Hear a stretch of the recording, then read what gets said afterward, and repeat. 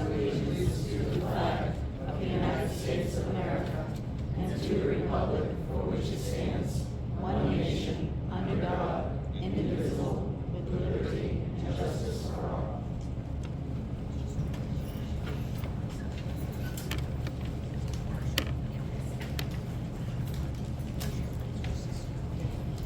All right. My name is Neil Austin. I'm a resident of Buckfield. I'm also happen to be alumni of this school system. I have kids in this school. Next we have John. John Petroselli, resident of Buckfield. Rebecca Elsman from Hartford.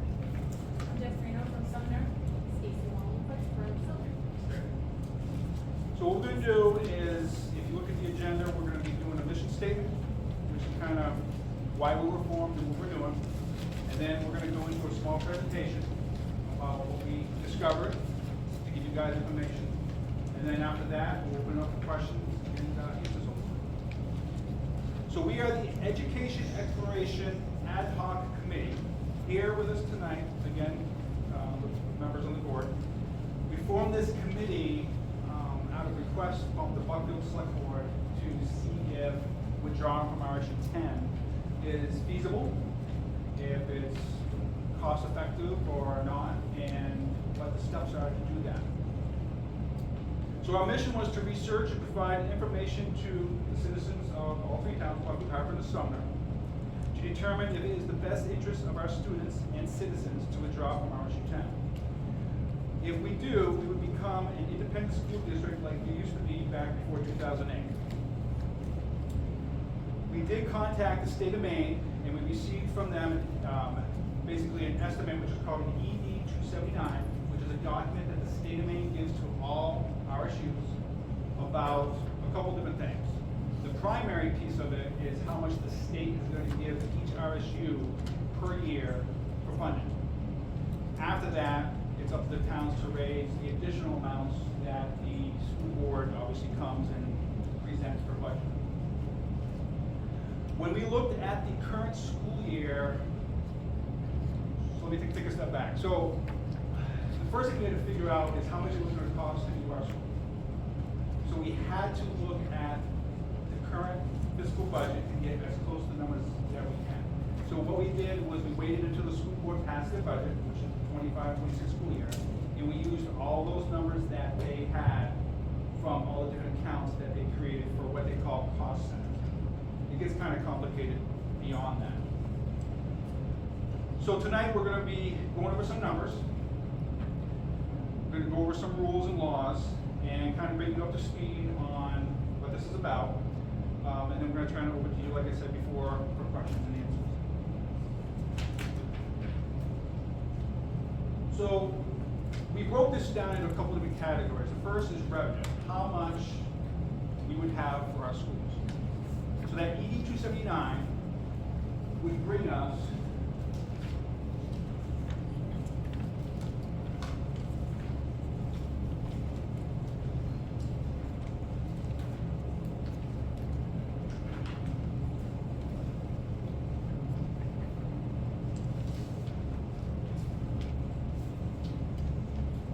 So the state of Maine would provide us with $5,256,086.49. During this process, we reached out to the state of Maine, and they were able to actually formulate what they would give us in the breakdown if it was just our three schools, Buckfield, Hartford, and Sumner. So that's that piece that they're estimating that they would give us. Next year, it could be more, it could be less. Just like if we stay with RSU10, it could be more, it could be less. Every year, the state of Maine makes those adjustments based upon laws that are passed, based upon funding and allocation, money that they give from the federal government, those types of things.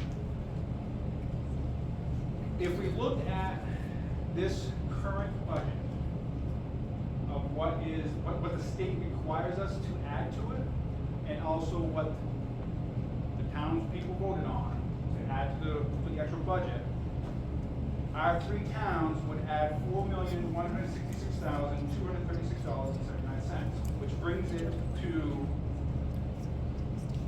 roughly just over $10 million. That's what we are currently doing right now for this school year for RSU10. So if we pulled out right now, we would have that money. Put toward our three towns and our. Next year, it might be more, it might be less.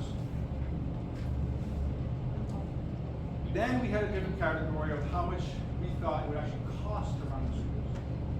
So what we did was we went from line by line that RSU10 did on their budget system. About 75% of that, we could tell 100% it came back to our three schools. There was 25% that we had to estimate. And no one likes to hear that word, estimation. But the problem is that even RSU10 couldn't tell us in those 25% of those accounts and those categories how much was for Rumford, how much was for Buckfield, how much was for this or for that. So we kind of had to do our best faith estimate on that number. We had a couple people that were part of the board that have been involved with schools, been involved with transportation, and we came up with those numbers. Unfortunately, when you add those two groups together, that number equals 12.8 million. That's assuming that we don't cut nothing. That's assuming that we don't reorganize and think outside the box. That's if we keep everything exactly the same for next year. That RSU10 has it now for these three schools. So that's roughly 2.5, a little bit more than that, more than what we are paying right now. So we're all saying, oh my God, who wants to pay $2.5 million more? I don't. But then we started talking about other ways to look at this. And we're going to get into that a little bit with the question and answers. But one thing we definitely do not have, if we stay with RSU10, and these are just facts. This is not, we're not trying to sway you to vote one way or the other. We understand that emotions are very high. I have kids in the school. I don't want them to lose programs or teachers or anything like that. But when you look at the numbers from what RSU10 is charging us compared to what we can do on our own, right now it seems a little off-center. You know, not quite even. But we've done projections for the past 2 years of the increase that RSU10 has done for our three towns. If you project that out 5 years, we're right at that 2.5 million. So in 5 years' time, RSU10 is going to be charging our three towns an extra $2.5 million than they did this year. So even though one may be quicker than the other, we're still talking apples and apples, right? It's very close. The biggest problem is if we stay with RSU10, we have no control, zero. One of the handouts that hopefully you guys picked up was how the votes on the school board work, right?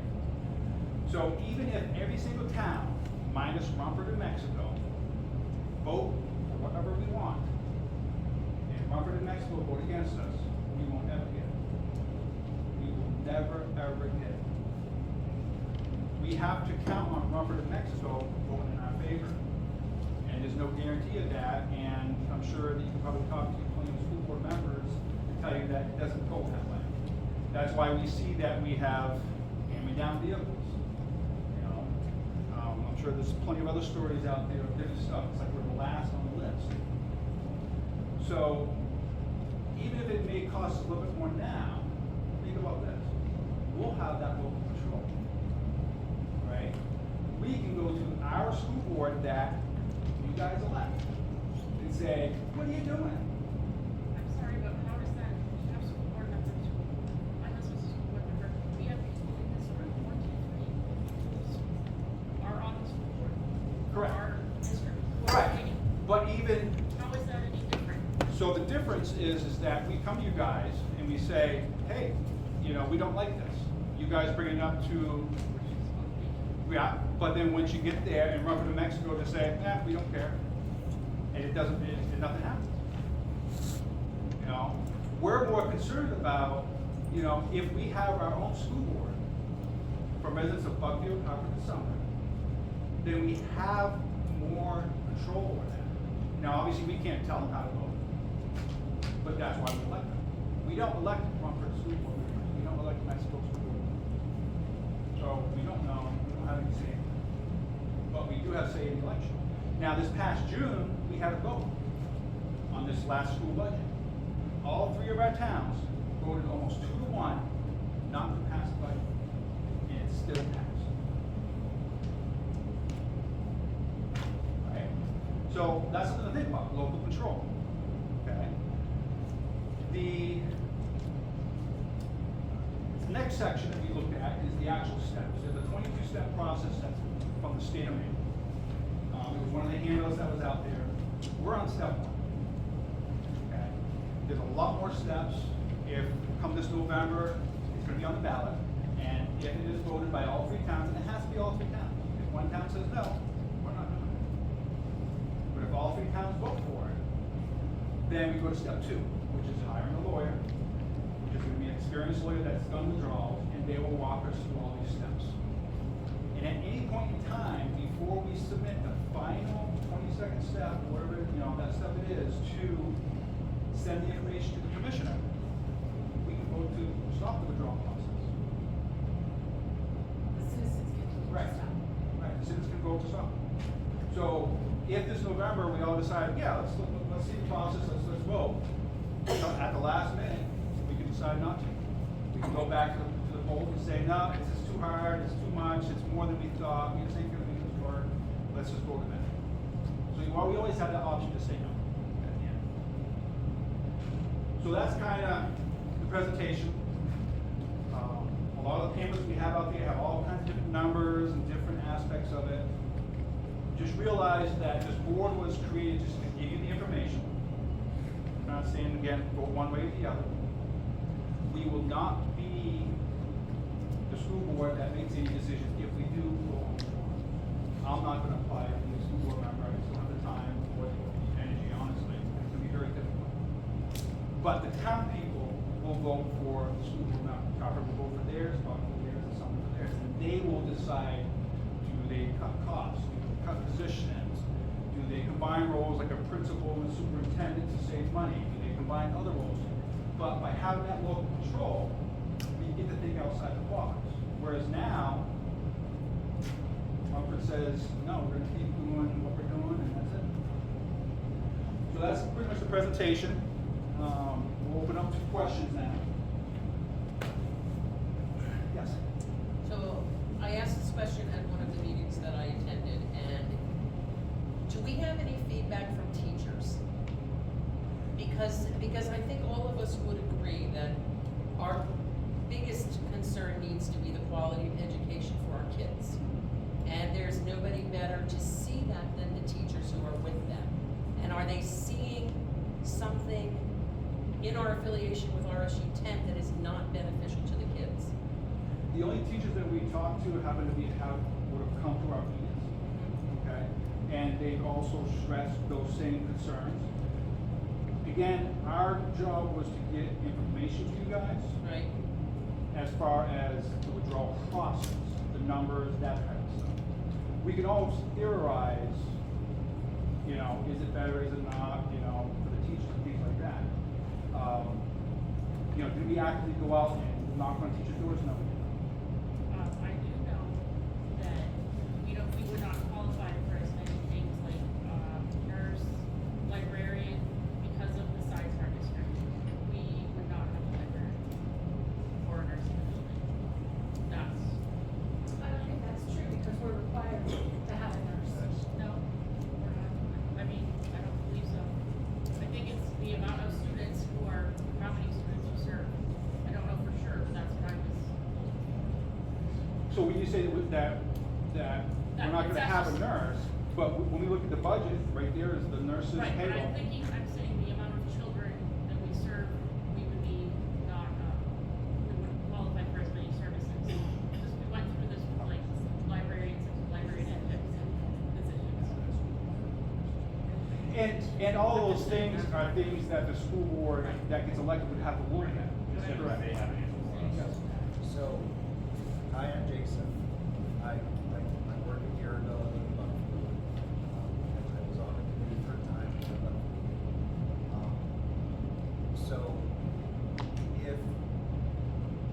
because of your numbers, the EPS formula is only willing to subsidize a certain portion of a position based on the number of kids that position serves.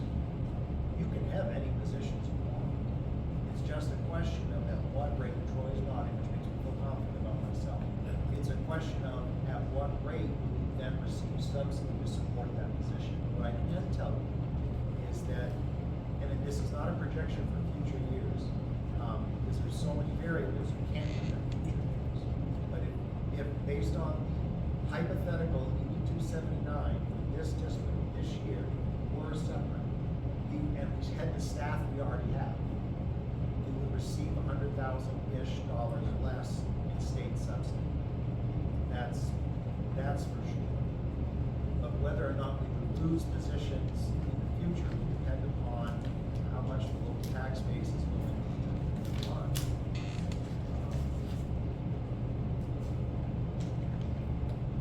Can I ask you to clarify something before we go on that? I'm Colleen Bullock, Central Hartford.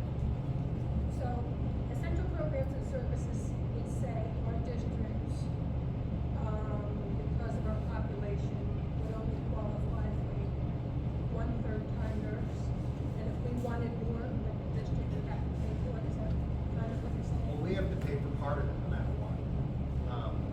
They take a look at, okay, so the number of students is not the only factor. They also there are targeted funds that go out based on other demographic data, and poverty being one.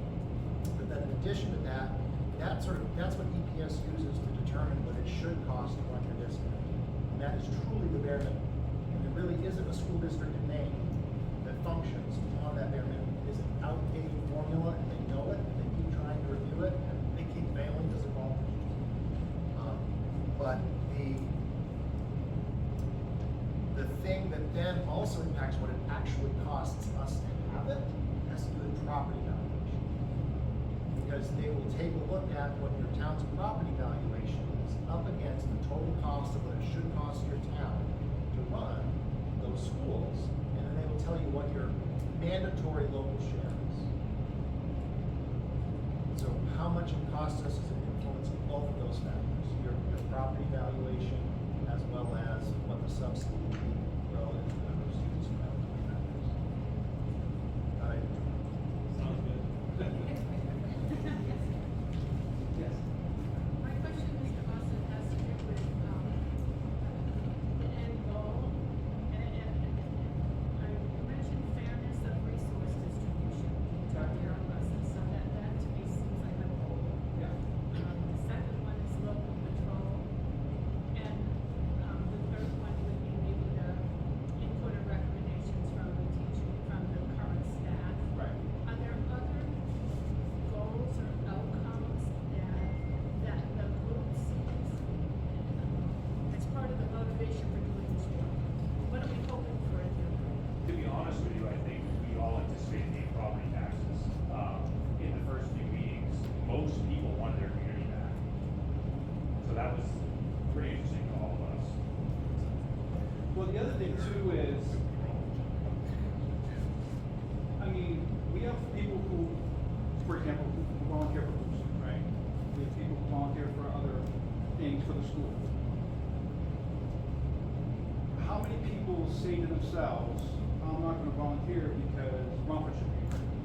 Because the money's gonna go to Romford, the money's gonna go here or there. So by us being more local, we're bringing our community back. We're bringing back what we used to have before all this happened. You know, the Buckfield, Hartford, and Sumner community. To where if the call goes out and says, you know, we need some bookshelves in the library, we don't have the funds. Well, maybe a couple carpenters will volunteer at a time, and a couple helpers will help them. And we might get more of that community support. Because the other thing too is, if a natural disaster happens, where's everybody gonna go? They're coming here, right? Because this, you know, the school is a basic foundation, you know, and, you know, it has a backup generator, it has lights, it has a big area to serve people with food, it's a place for communication to start. So, we need to get more people back into this community, and we want to do more for this community, right? So it ain't just about helping your neighbor next door, it's about helping instilling the same habit. And the best way to do that is with the school being that foundation.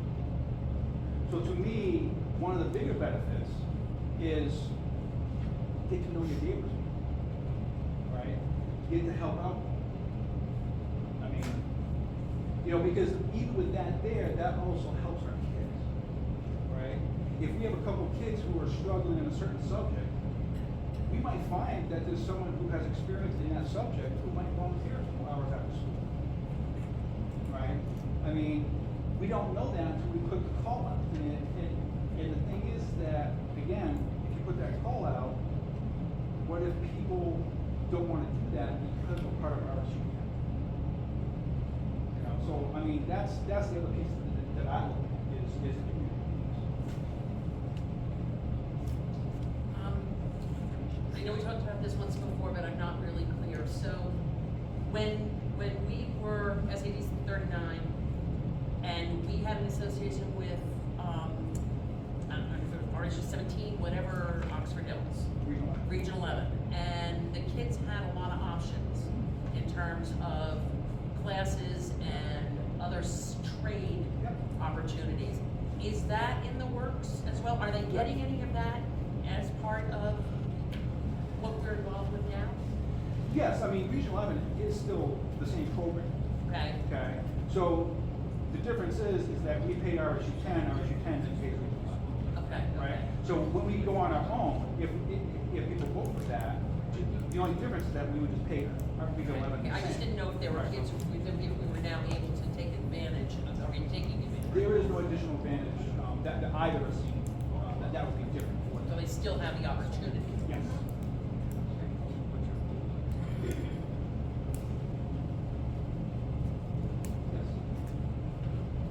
In several years ago, before Governor Baldacci mandated the consolidation of school districts, the school board, SAU 39, formed an ad hoc committee to look at viability and sustainability of SAU 39.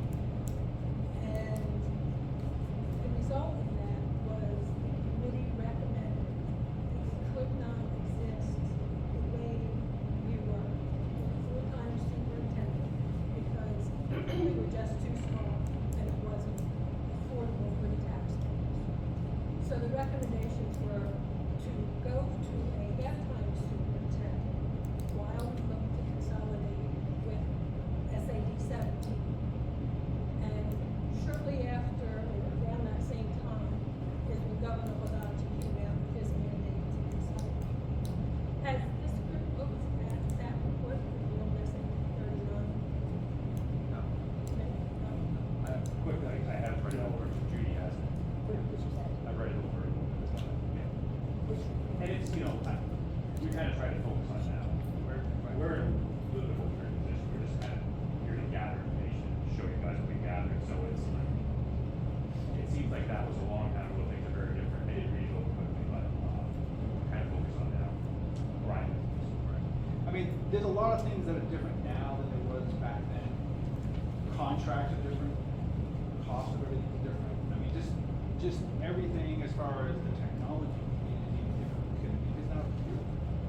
So, I mean, there's only so much from the past that we can actually look at that really has relevance now as far as. Okay, but this looked at more than just finances.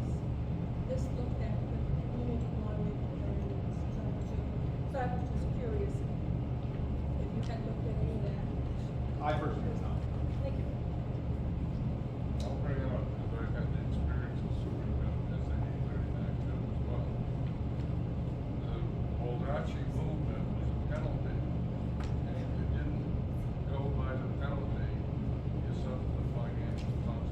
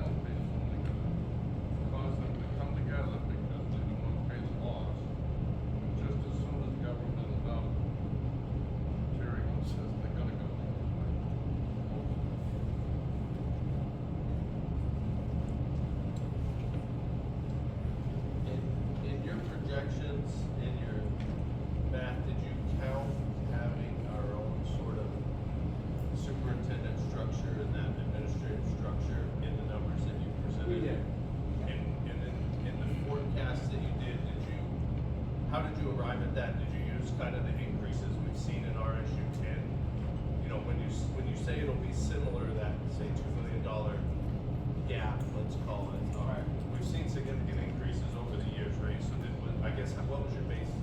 Yeah, I'll let Jason answer that, because he's the one that did the numbers for us. Not by myself, Lee No, was with but- me, the donut and Rickers. So I work at RSU 56, and obviously RSU 56 is withdrawn. It's larger than these three towns would make for a school district, but not astronomically so. So, and a lot of our account numbers are still the same because we were together not that long ago. So I went down, there are about 250 something district-wide account lines in the budget. And I went through all of them and tried to match them together if they had the same account number, and then tried to match them together if they had the same description, put them next to each other.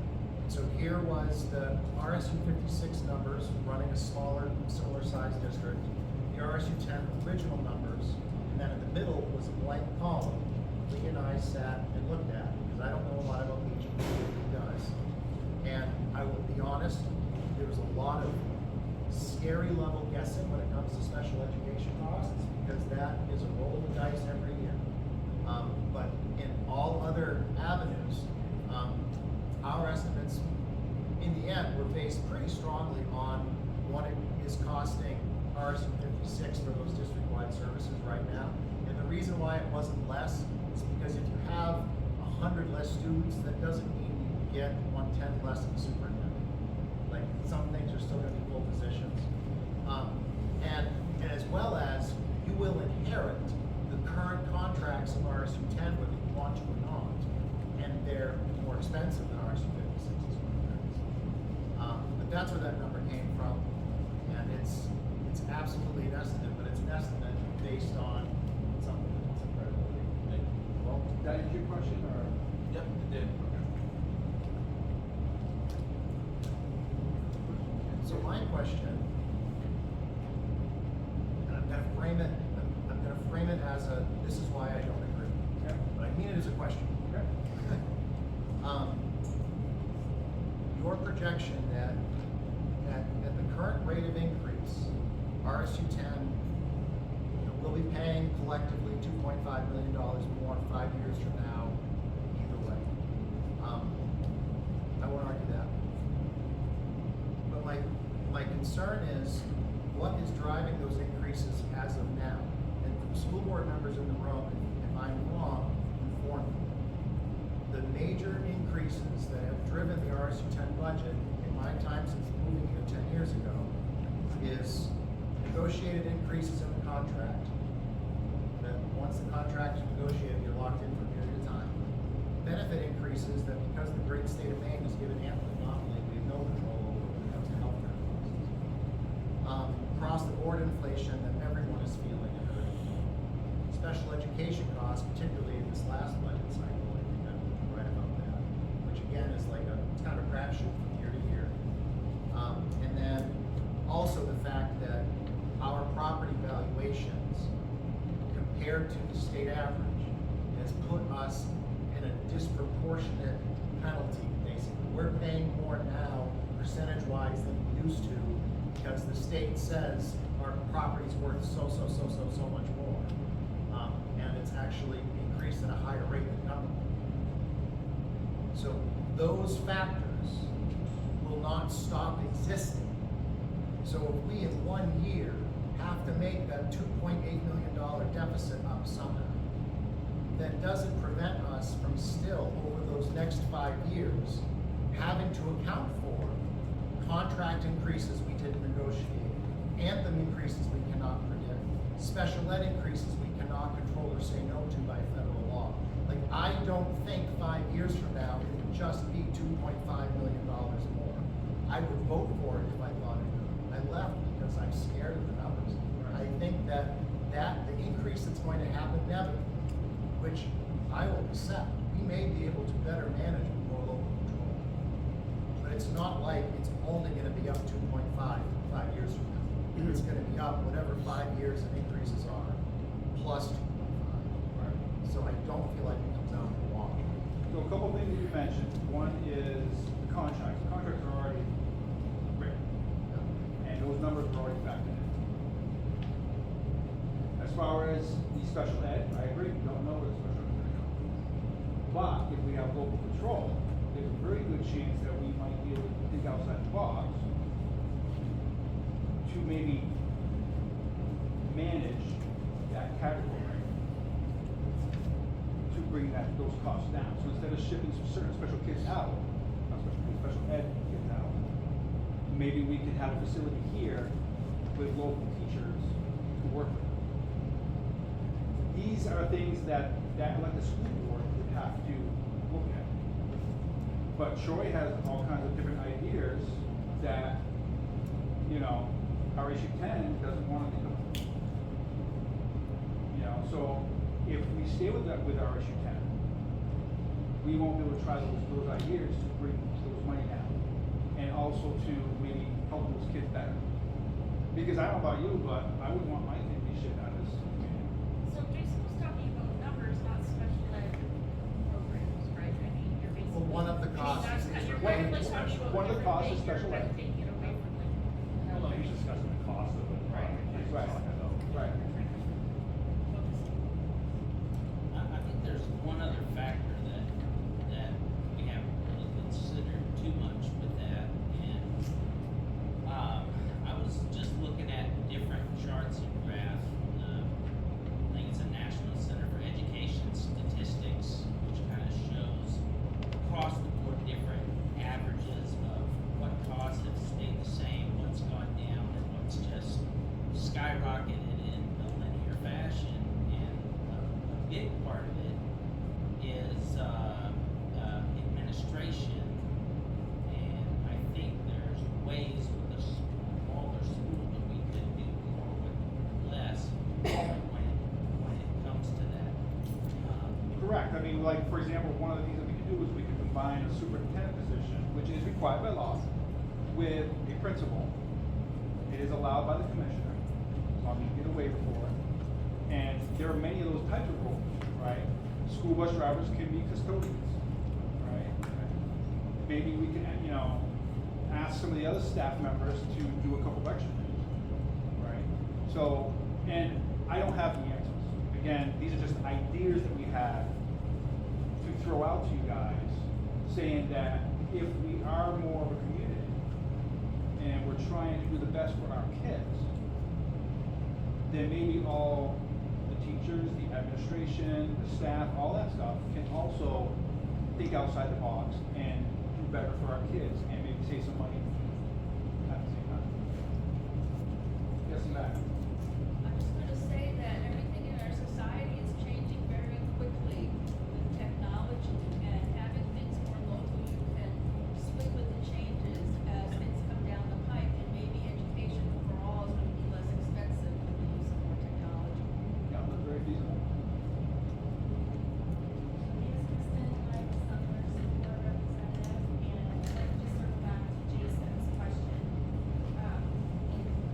What do you think might cost more later on, in what categories, how can we really change them? We have the contracts that we're locked into, we have benefit increases that we seem to not be doing anything about, inflation, property valuation, and of those, and I asked this at a meeting that I did attend, in Hartford, I believe it was in Hartford, but the special ed categories on average look at, these people get born to find out what percentage of the special ed students that are being sent out to special purpose schools are coming from Mountain Valley region versus the ones that our region is sending out. That to me is the highest cost, and we room for thinking outside of the box, but, we don't have those numbers, to my knowledge, nobody has those numbers, that is the biggest wild card, but yet, if Troy had ideas, if we could get a little bit more creative, I think that's the category where we have the most amount of,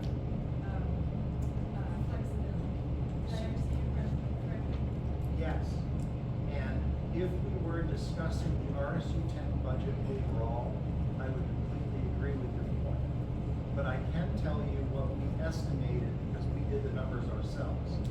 In that $2.8 billion deficit that we will be running this year, we put $800,000 as our best guess estimate for continuing the out-of-district placements as best we could tell from what was in the current budget. So if, I've known Troy for a long time, we worked together in Oxford Hills, his ideas are wonderful. And even if his ideas eliminated every out-of-district placement, there'd still be a $2 million deficit. And if we're going to then talk about combining administrative positions and eliminating other positions, and I agree, I mean, Jericho did that. We had a superintendent principal for 5 years. I think that it's reasonable to then say, okay, so how much money can we plausibly save out of a $12 million budget before we're firing teachers? And I don't think it's $2 million. See, I think no matter what, things are going to go up. I think they're going up at a rate that's unacceptable. I just don't know if being independent is going to save us money or ultimately cost us considerably more, and then we still wind up with fewer teachers. For me, at the end of the day, I know I'm an administrator, so I'm the bad guy, but I care about schools because of what teachers do. And I would be uncomfortable embracing a budget that I think inevitably, there's no way our community could pay $3 million more in one fell swoop. The largest single increase presented was $100,000, $300,000. So we would have to cut our way to something closer to that. And I don't see where to cut it. And I'm passionate, I'm sorry. I don't have those answers, but I have a couple of little things that I did, like in my world, to kind of, I'm trying to understand this.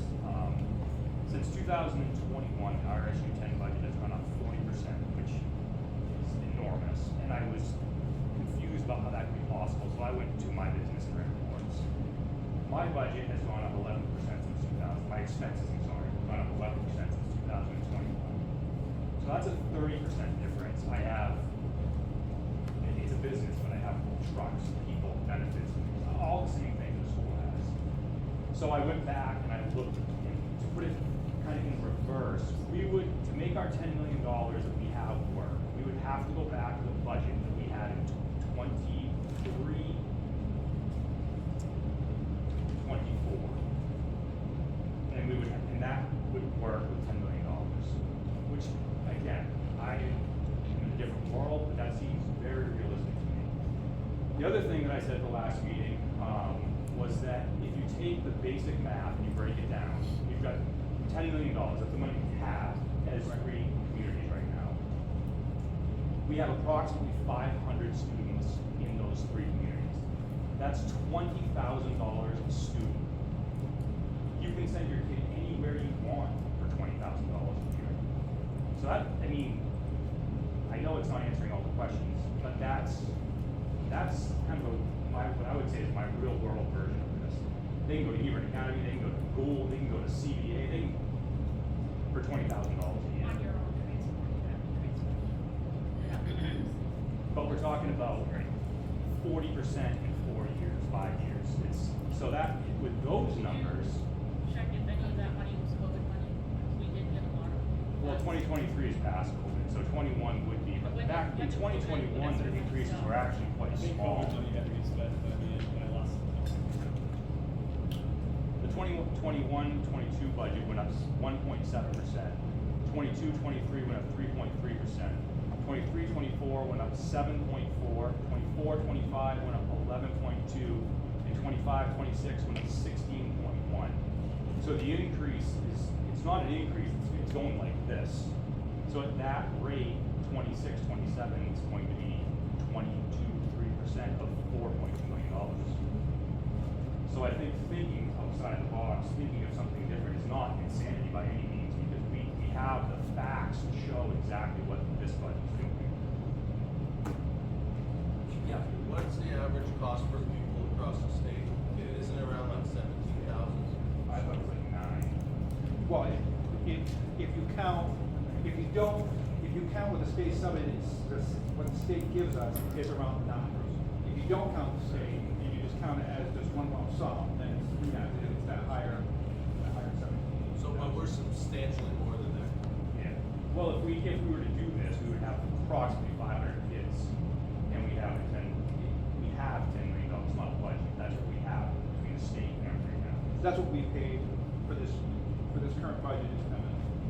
And So, and we have a principal for the high district. I guess, what are your thoughts on this? I came- No pressure, And- no pressure. I came to set up the chairs. Fair You did a enough. great And- job. And you certainly, if you don't feel like. No, that's all right, I live in fine. Sumner, so I can wear 2 hats. I don't know, I think it's incredible that we're all here, right? I mean, I think it just shows that people are starting to tune into education, which, when you really think about it, it's a 42 million, it's a big business. I mean, how many businesses do we have in our town for $42 million? So it takes some money to run that. But on top of that, I appreciate all the work that you've done, because coming up with these numbers, I mean, I sat with Neil, we sat with the business manager, and it is not easy. It's not meant to be a hiding money, but like not seeing one line can be $1 million. I mean, I don't know if you took into account food service, debt service, all the E&I stuff that's going on right now, because I think we'd have to buy out some of that maybe, I'm not sure. But there is a lot to the budget. So I guess my perspective, I mean, I went to school here, I left for 20 years, I worked in Oxford Hills, came to Elizabeth just to see what that was like. And I guess what I would say is, this is a really nice community.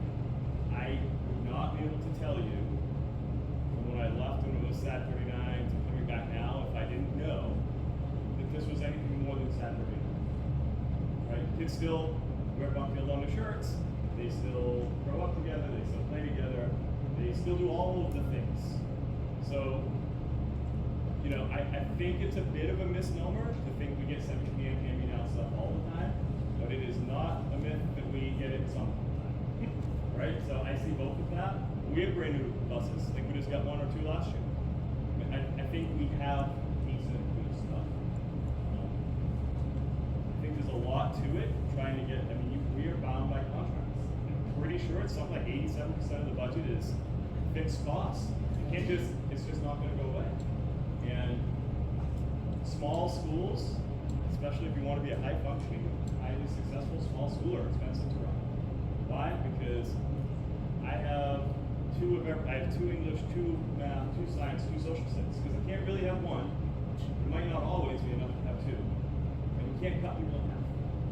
So for those reasons, it sometimes is pretty expensive to run it. We have to offer sophomore biology on 2 days, because one day they're going to regional level, half, and the next day the other half are. So when they're here, we have to offer biology. That class might only have 8 kids in it sometimes. So you could look at it and say, oh, we can cut that teacher, but we really can't if we want to be able to still have kids go to regional level. So there's a minimum level of staffing. I get frustrated because I also understand local control. And it is frustrating for me to have to ride to Hartford. I just had to go there today. Right? Because we have an admin meeting. We don't have it happen here. I go there. Ryan goes there. So there are some times that it's frustrating, and I think it definitely is an uphill battle for our board members to do that. Although I will say, back in the day, Buckfield, Hartford, and Sumner, Buckfield had the control, not Hartford and Sumner. Right? So it's just a little bit of a change of who has the control. But like those things were real. All I can say is, I love being here. We have a wonderful school. Having a community that comes out, this is not really a wrong choice. I guess my question is, what does the day after look like when you go to school?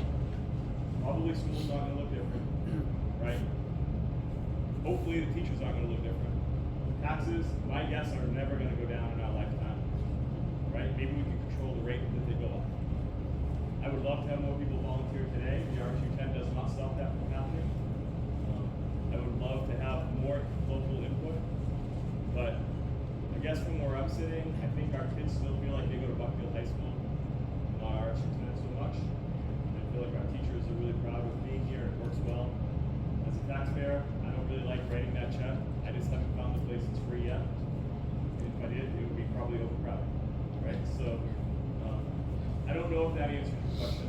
I don't really know the answers to the budget. I know I went through the process. I know our board members, they're there, they're represented, right? And so much of that, I think, Kristen and Aaron, I think you guys would agree, so much of that is just fixed cost.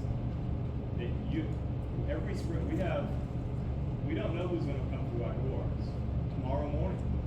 And it could be a very high need student that we cannot work with. And that could cost $100,000. Or that you can't staff that position, Right. because nobody wants to get fed in. I mean, special programs like that, they have sign-on bonuses. So, we do now, but we did this year. But so we're really happy with it. I think that more education and more input and a louder voice, like at that budget meeting last June, it was nice to see all of our people. Neil and I have worked pretty closely, as closely as I can on that. I'm not speaking as principal as much, but I do have the privilege of being here every day and seeing what kids see, what kids feel. When they go play Richmond, it's like playing Richmond 20 years ago. RSU10 doesn't matter, right? It's like, what do we eat? We eat Bobcat meat. That's what we eat. That whole thing, that whole pride thing is still there. And that's the part that I really appreciate and enjoy. So, I would be happy to work here under either circumstance. I don't know, I think we get some benefits from being bigger. I don't know what they are. I think we get some extra subsidy from RSU10's lower, socioeconomical status. I think we get some benefits from that. And I understand having our own companies or whatever, but public schools are a very different animal. We have to provide an education, and it has to be appropriate for all kids. We can't just, shut down an assembly line. It has to keep going. So, and is it expensive? Yes. Are there ways to cut it? I believe there probably are. Can we save some money? Yes. I'd like to do it now, but so I don't really know if I answered your question. I think some of it is what we feel is passion. That we want to have our own place. And I'm all And we've for that. tried very hard to keep that out of it. Every meeting we discuss that, we're here to bring facts. Right. Judy. I just wanted to hear from someone on the inside, because from the outside looking in, I have my thoughts and feelings, but that doesn't mean they're right. I will say, and I'm sorry, Judy, but I will say, I do feel like we're heard at the RSU10 level. I don't always get what I want, but I do feel like there is an avenue to have your voice heard. You get what you want, maybe not, but. Judy? No, sorry. The whole consolidation process is probably always very rushed. Because less than a year ago, Governor Baldacci wanted us to go from 290 school districts to 80. Well, we went to 215. And now now we're back up to 264. Because so many of the schools have just been followed from consolidation. I don't know if any of you remember or around when we did it, but we received this wonderful paper with all the estimates and all the benefits of joining the RSU. And we were going to have world languages and, which is, we have Spanish too. I'm working on it. You're working, we don't have Spanish too. We have an opening, we're trying to hire for it. Do we have any language? Any library? Any language right now? Oh, no, not right now. So we have no foreign language right now. Access to technology. I don't know all the technology that the RSU, I remember this camera, I think it was, so that I could do distance learning. That was a colossal failure. Advanced placement courses, 3 high schools, I don't know what the benefits of 3 high schools are going to be. More efficient use of staff. And that is a real question. Are we using staff more efficiently? I understand there's a French teacher in Hartford, and that French teacher comes here 2 days a week. Apparently, he or she does not have very many students. Let's see, opportunities to share best practices and diversity in after-school programs and co-curricular activities. I'm not going to speak to that. But then, one of the big and important things is that cost savings. We are projecting an annual initial savings of approximately $415,000 by reducing the 3 central offices. I don't think we ever achieved that, and we've always looking at the money, and we really should be looking at it. I mean, the money is important, and our money keeps spending more and more, and we're getting our students. John mentioned that we have about $500,000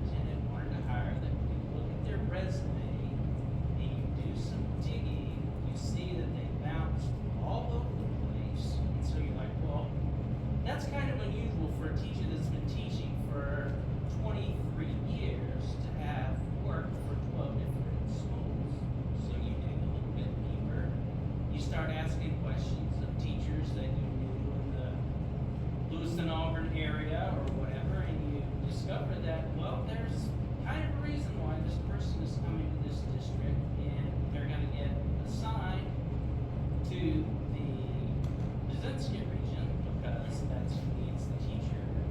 And since Deb's good with it, and the majority vote of the board could care less, you end up getting that teacher.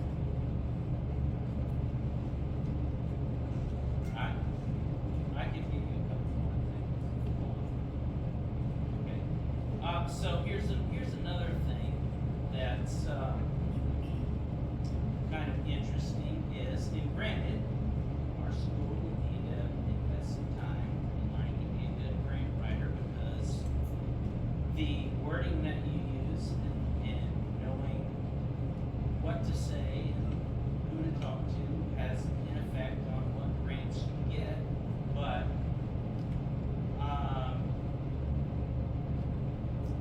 let's just take, since I used it years ago, there was a potential grant where the RSU10 was high on the list.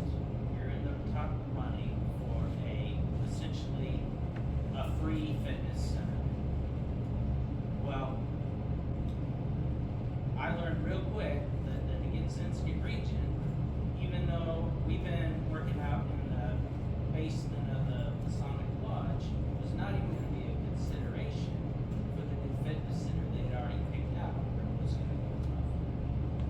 So that'd be another advantage of being, in my opinion, having local control.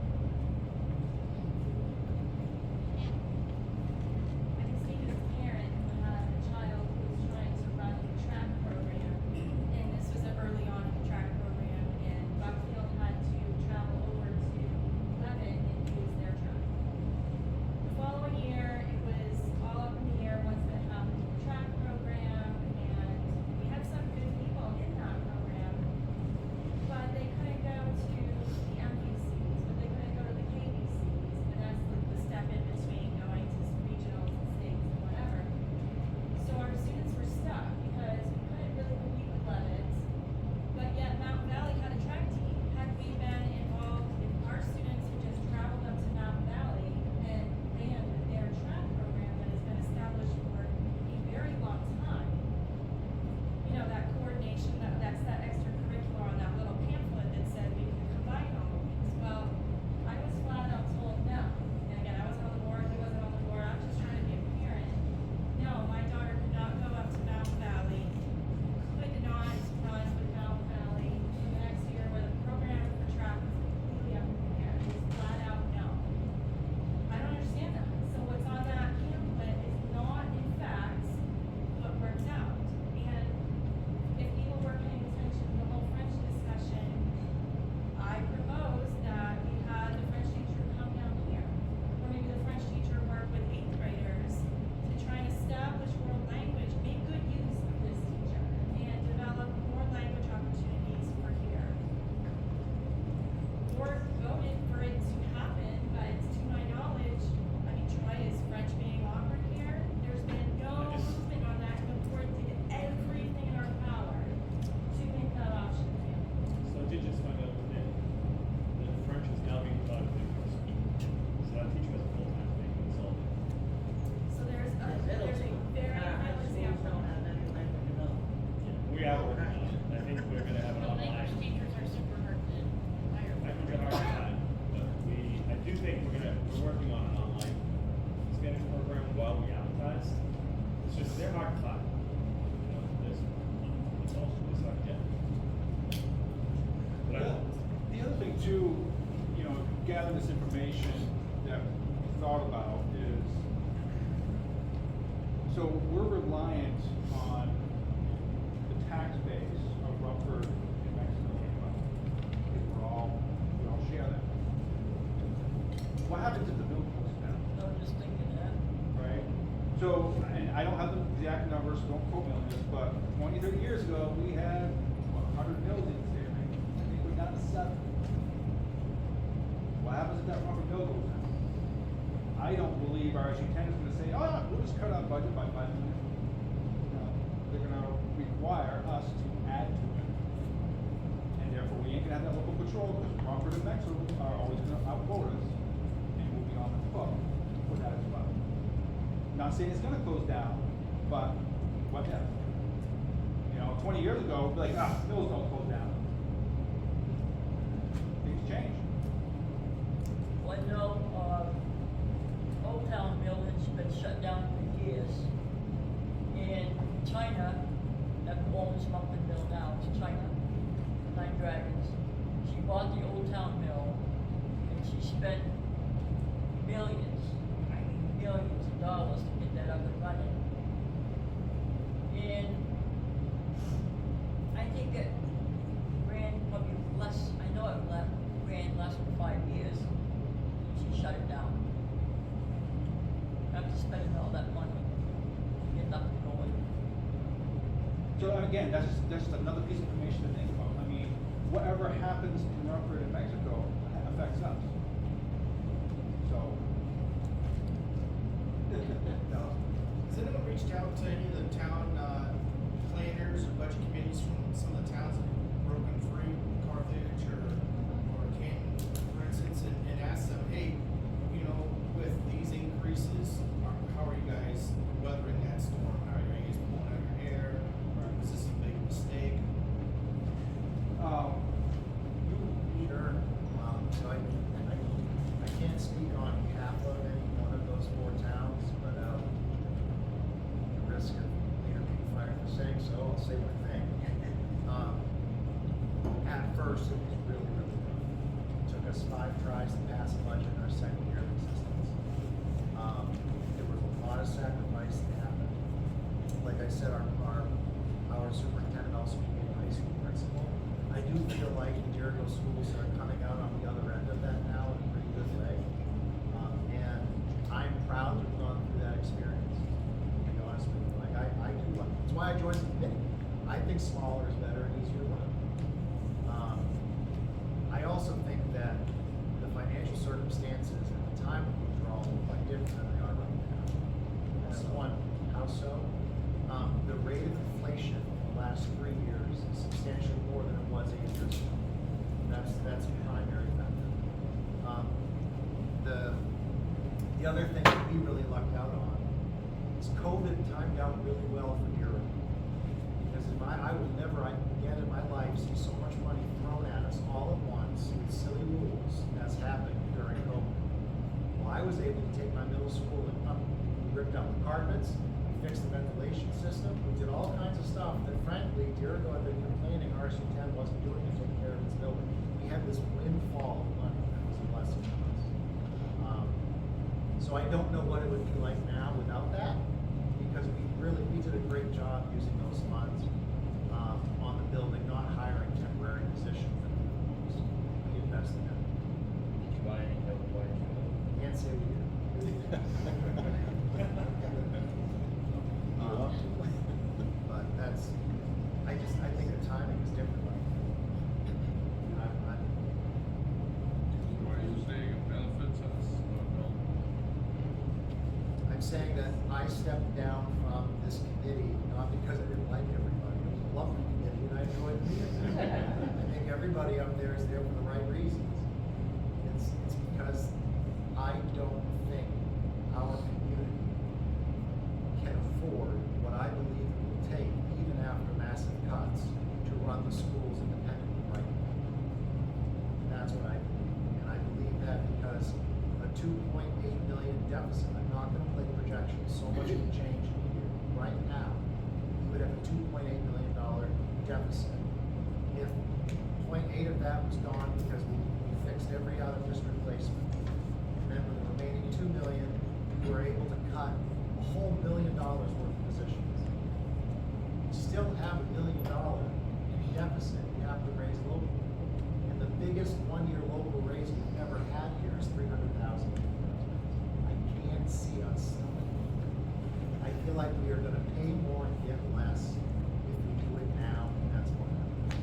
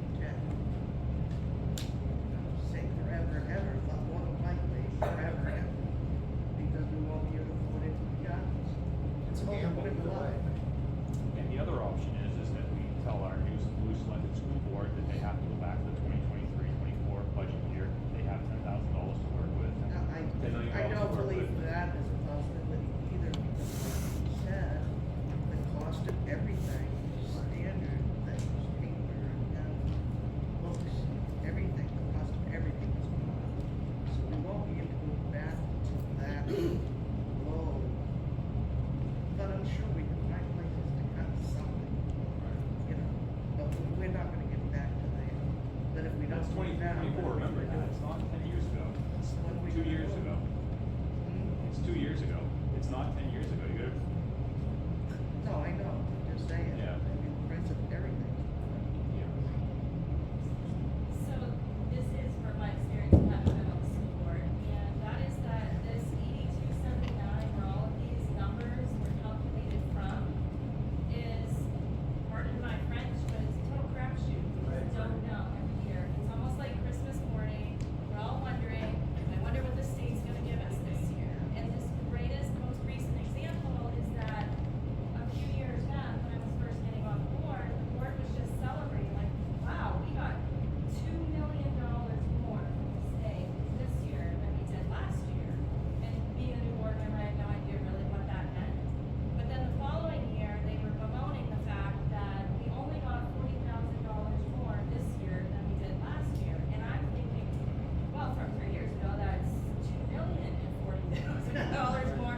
And I couldn't, I woke up to the whole realm of, this is like monopoly money in the school district, and how do you calculate it? So I know, Jason, that you were able to receive, like you were, I'm not sure how the committee came up with the state putting, Hartford, Sumner, and Buckfield together The at the state did state that, we didn't level, do that. and they created an ED-279 form for just our 3 towns for this last year to try and compare those numbers to what our actual RSU10 numbers were. But what would it have looked like 2 years ago when we got $2 million more in the prior year? What would it have looked like 4 years ago? Because there's just so many questions, and there's a lot of mystery surrounding the magic numbers, and what are we gonna get in our Christmas stockings? That is, so it could be 2.5 million deficit, it could be less, it could be a lot more. We just really aren't gonna know. So the premise of all this research is that those numbers are legit, which we can't say. Look, no, I'm gonna defend the numbers, tell the numbers are. No, and we were careful about this. We are not projecting what next year will be. All we were trying to say is based on real numbers right now, this is what it will be, without cutting it. Okay, so then I can change my statement to say, next year on the magic ED-279 form shows up, we have no way of knowing that it would only be 3 million, Right. 2.5 I agree. million, Yes. higher, I agree. it could be Would not know. completely different. right, it could go up, it could go down, it could stay the same. So this premise is kind of shaky, Yep. is what I'm saying. Still early. The other thing that weighs very heavily for me is that I am on a fixed income. My social security is not going to substantially increase. My property taxes doubled last year. Can't wait to see what they're gonna be this year. I believe they're talking 15% higher. My husband died in November. I no longer have his income. I no longer have his social security. I'm not sure how much longer I'm gonna live in my home and in this town, and I'm sure that that's a concern that a lot of people have. They may not be in the same situation that I'm in. But, so either way doesn't work for me. Right, You know, like- pay now or pay later, either one, because I have no idea with the whole federal government system the way that it is, what's gonna happen even to my social security. Right, exactly. And that's the whole idea. We're not coming here saying, hey, this is a guaranteed win. We're saying, either way we do this, it's gonna be tough on everyone. And, you know, just recently, my neighbor moved out because he couldn't afford the property taxes, and we had someone from out of state move in. Now, there are great out-of-state people that are nice and they're, you know, great, but the thing is that the more people that have to sell their houses and move out because they can't live here anymore, it seems like the only people who can afford to buy them are out-of-staters. And sooner or later, we're gonna get some out-of-staters that will not come on. Well, the other thing too is that I will be able to find a place that I can Exactly, live. because we're in Well, that's one of my points to this has been, school's a tough thing, because we're talking about children, and if you don't agree, you hate kids, and, but sacrifice in a community comes from every angle. A teacher losing his job is horrible. No more or less horrible than somebody who's lived in their house for 40 years having to sell it, move to an apartment in Lewiston. That's not, her losing her job is not worse than that.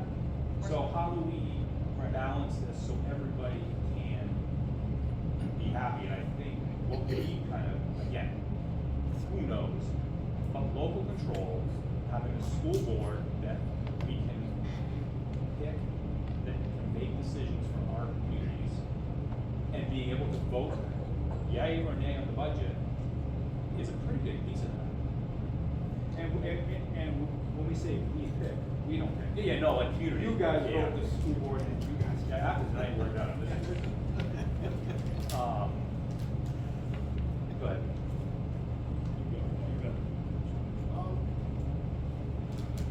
Rumor has it that the increases to Hartford was somewhere in the realm of 2.3%. I believe Sumner's increases was 8%.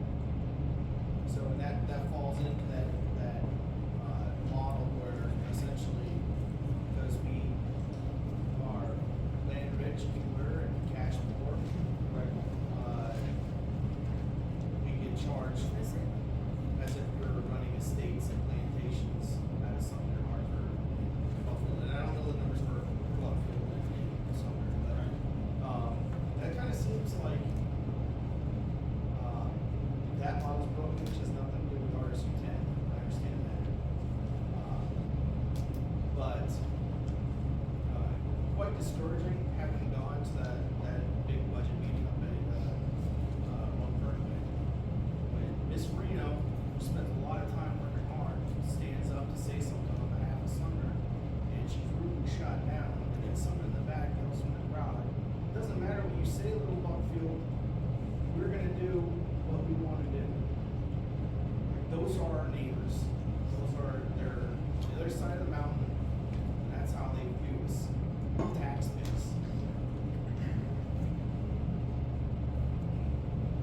So I don't know, I think there's a couple things. We did pretty good in COVID here too. The whole gym got moved over. Like, there was some pretty nice improvements. You go out to the fields, the fences around the fields. I'm not sure we would ever budget that. But probably not the RSU10 either. With COVID it didn't come. So I think we did benefit some from all of that.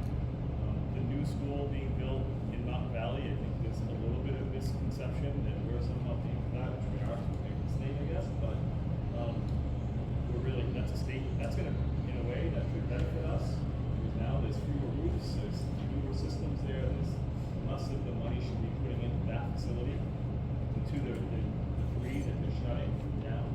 So I think there are some benefits to their school for us, not because we have access to it, it's because we're not taking care of three roofs, boilers, and heating systems, and cooling systems, and all of those things.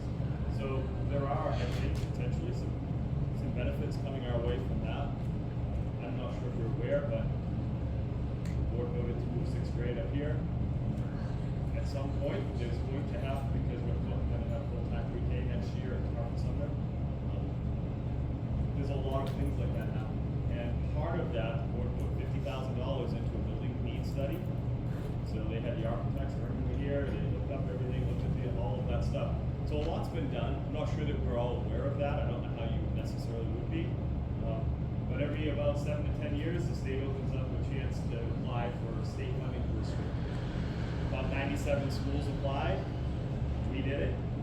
Luckily, it coincided really nicely with the $50,000 building study that was done. So taxpayers of Hartford also helped contribute to that $50,000 through taxes, and it really benefited us. We got our building study with that. And really what it showed, it's kind of like, it's a hard thing to understand because you want to be number one on that list if you want to be the worst school and have the best potential to get a school, right? But you don't really want to be number one because it means you have a worse school. So our high school was 88, which means out of the 97 that applied, we have a pretty darn good school. Like the bones, the Indian, all that stuff. Hartford Sumner was around 45th, 44th or something. So it just, there are things being done. I just think it's fair for people to know that. And there's an interest in this area. I believe with the new school up there, there'll be more focus here. And the bus garage road just got paved this stuff. So there are a lot that happens to kind of build off Terry's point. I think sometimes we don't really see all the things that happen. We see the things that don't happen. And that's not me really advocating to stay in, because there's a really appealing part of being a principal in a school where you're a phone call away from the board members that really can make those decisions, and I think that certainly is appealing. But to cut your budget back to those numbers 2 years ago, you're gonna cut staff. There is no other way you're getting back to that number. Because staff has 3-year contracts, those contracts never decrease in money, right? So if I think it's something like 87% of the budget is people, fixed cost. So that leaves 13% about that is for paper and discretionary spending. So you're not gonna be able to be super successful at cutting a very big amount of money unless you're cutting staff. So if the idea is to pull out and then cut staff, I'm not sure that that's necessarily gonna be viewed as a real positive to get to that place. And I don't think people would know that if they weren't working every day in the school, and I've been through these budgets enough to know, wow, our hands are tied. Like right now, you can anticipate next year's budget increase, look at the contracts, and I don't gonna tell you what the budget increase is. So, but I just wanted you to know, our buildings are pretty good, because if we do this, we're gonna own our buildings ourselves. We're not gonna share the cost with Hartford or Mexico or any of them anymore, we'll own them. But this building is in really good shape, so I think that is not a bad thing if you did pull out. This thing is pretty good. But you just touched on our buildings. Can you tell us how we would transfer our buildings and buses, et cetera, back to us? That's why we're gonna hire a lawyer. The lawyer's gonna do all that work. But basically, so when RSU10 took over, we gave them all of our facilities. We didn't get nothing in return. So the standard is that when a school pulls out, they get back what they gave.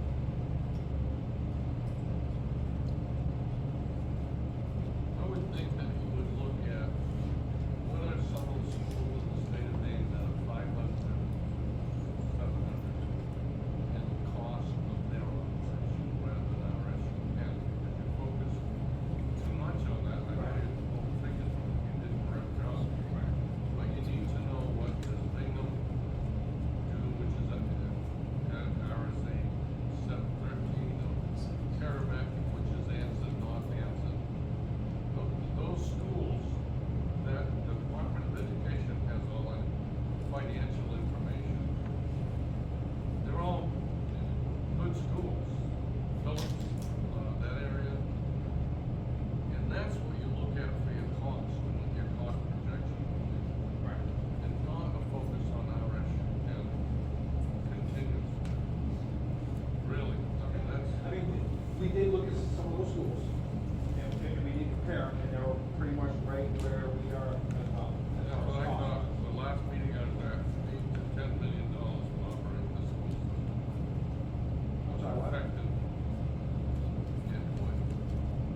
You know it. So this is a question.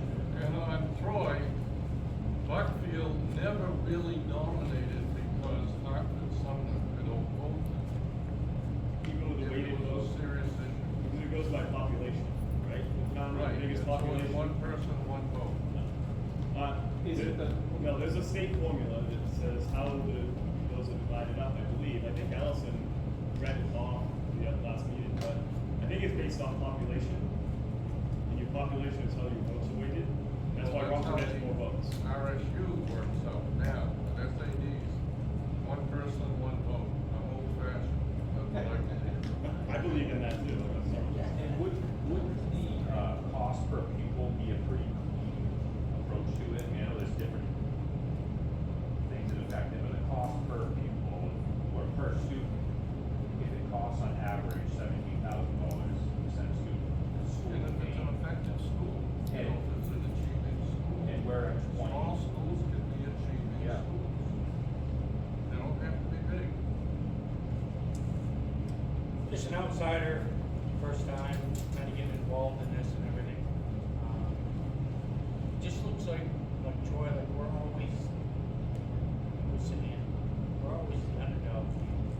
I don't know if we're ever gonna get to be equal to what they are, or if we're always gonna be looked down on, and that's what kind of bothers me.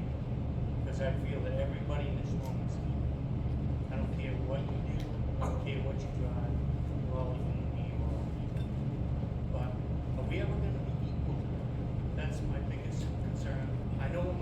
us more money at first, or maybe that's the wrong way to go. I haven't looked at the picture and looked at numbers like all you guys have. And thank you guys for doing that, for this information. But I know when we went up to that big budget meeting, one of the guys said, why was my taxpayers' dollars getting a bus from Buckfield to bring these people up here? That hits hard. And I don't know if I'm ready to keep doing it all the time, or we gonna go on our own and make it back to SAD 39. I don't know. It's gonna be 98. It's a tough situation we're all gonna have to make, and I guess further on, maybe, I don't know if we can do any more numbers wise. I like what you're seeing down here, here into a smaller school. Just what I take from this meeting and what I think, we're all gonna have to ask ourselves what we want. Response to that, I can tell you, Jody, that always happened. Yeah. When I was raising my kids in the school, and we would play games against Sumner, and they were always have the same melting attitude. Yeah. They always had the same nasty thing. And this is when the kids were in high school. They haven't changed their attitudes all these years. My kids are out of school in July. So we will always be there to help. And just going to the school meetings and watch the school board members, our school board members are trying to ask the question or explain what they're thinking. And the looks on other school board members that are given, I'm not feeling my guys are on something.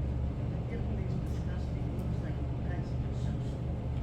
You don't know what you've done. And then they just kind of blow them off and don't even answer their questions. And I watched this past winter going to school board meetings, and it's just disgusting to me that that's how they feel. Yeah, so, My husband's been serving for like 8 years in the school board, and I don't feel he doesn't come home complaining that he's I don't acting know, I shared. was just. He's on the shared would this year, I don't think he continued. I would watch them interact and it's I like think it's they. important for other people to come to these meetings too, and support our school board members and not just complain. Come and support them. That's what I was Yeah, doing. that's what I'm saying, I But, appreciate that. you know, and then you watch that and say, how can these school board members deal with this every, I mean, I felt so bad for our school board members. It's like, how can they do this from them? I would be like. So I would agree that, Sumner, Buckfield, and Hartford is not heard, in my opinion. I think our school board members try to represent the wants and desires of our local community. It is completely different than Mexico and Rumford. If you don't understand that, then I don't know if there's any hope for you to understand it, but we're two different, separate communities completely. And absolutely, Mexico and Rumford's school board members look at us and they don't answer a question, they look at us and we're a bunch of idiots and stop questioning our authority. That's a fact, in my opinion. But as far as the school board is concerned, how much would our actual population have to increase where our weighted vote would actually matter? Probably is never gonna happen in our election. It's gonna have to double or triple for every single one of our towns. So if we have 1,000 people, probably Sumner's probably gonna have to have 2,000 or 3,000 people to create enough weighted vote that our vote actually counts. So no matter what happens going forward, in all of our lifetime, we are gonna be doing whatever Mexico and Rumford school board members decide and how they vote, because it's weighted. It's not one vote equals one. It's these three people carry the majority of the vote. That's just the facts. So we talk in numbers all night, and everybody's worried about tax increases and everything. Absolutely get it. I already pay $6,000. I don't need to pay 20, but at my stage of life, if I'm not planning on paying $25,000 a year, $30,000 a year for property taxes in 10 or 15 years, I'm a fool, because that's what's coming. And another thing that is absolutely crucial, Deb can speak to this because she already represented it to the Sumner Select Board, is where we actually rank in the state, in the United States for education, and I'm throwing no shade on anyone's principal or teacher here. But we're at the bottom of the barrel as education is concerned in this country. And the country is at the bottom of the barrel on the world stage. If you wanna argue that, you can argue with yourself, but the facts are the facts. So we're talking about $42 million this last school year budget for the worst education in the country.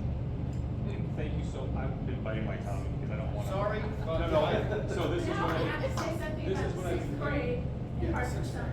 Yes, so, yeah, Last so. year, sixth grade. So she can give you the numbers better, but we were 50th and our sixth grade brought us up, so now what, we're like 47th in the country. Yeah. But still, overall, we're talking, and Deb, you remember the numbers, sorry to put you on the spot, but in 2010, we were in the top 10. What does that mean it's teachers? I didn't say it was teachers, I'm just saying where we're at and the cost that's coming. I'm not saying it's teachers at all. I don't think it's teachers. I really don't. Yeah, and look for yourselves and go to the industrialized world, and then go to America, and then go to Maine, and then go to, I've been biting my tongue all night long, so thank you so much. Because Sorry, you hate to everybody, say I'm that. just going for It's not the against select board. anybody or anything, and that's, he is very, very. Spot on. Yeah. Mr. Austin, when you spoke earlier, you mentioned, the sense of community.